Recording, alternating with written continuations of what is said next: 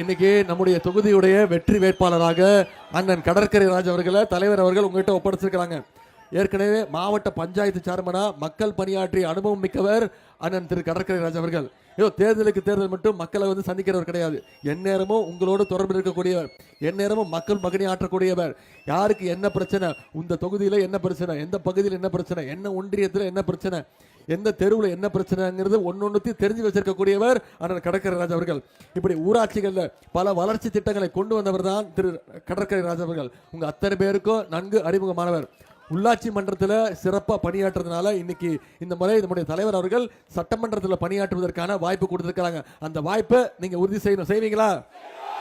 சாத்தூர் மக்கள் மேல நம்பிக்கை வச்சு நம்முடைய தலைவர் அவர்கள் திரு கடற்கரை ராஜ் அவர்களை உங்களிடத்துல ஒப்படைச்சிருக்கிறாங்க.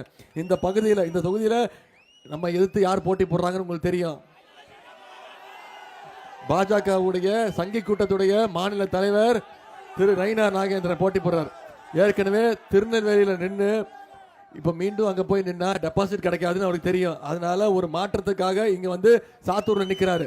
அவருக்கு நீங்க செஞ்சு காட்டணும். என்ன திருநெல்வேலியில நின்று என்ன ரிசல்ட் வந்திருக்குமோ, டெபாசிட் போயிருக்கோம், அதே மாதிரி இங்க சாத்தூர்லயும் அவர் டெபாசிட் காலி ஆகிற அளவுக்கு நம்முடைய உழைப்பு, நம்முடைய வெற்றி இருக்கணும்.